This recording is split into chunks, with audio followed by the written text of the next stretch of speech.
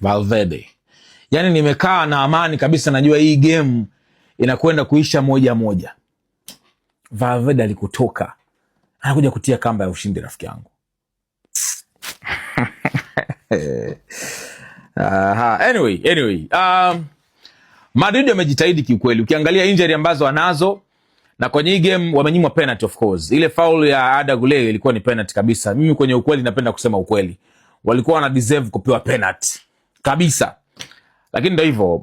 Celta Vigo kuna nafasi ambazo wamekosa. Kuna chance ile dakika za mwisho ile imekwenda kugonga posti.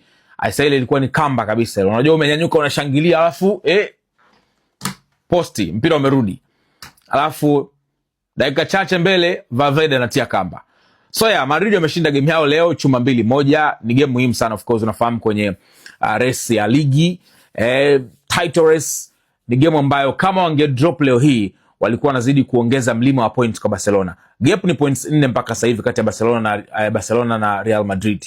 So yeah, game ya leo naelewa ilikuwa na muhimu kiasi gani. Kudos to them, wameshinda game yao. Maombi yamegonga ukuta.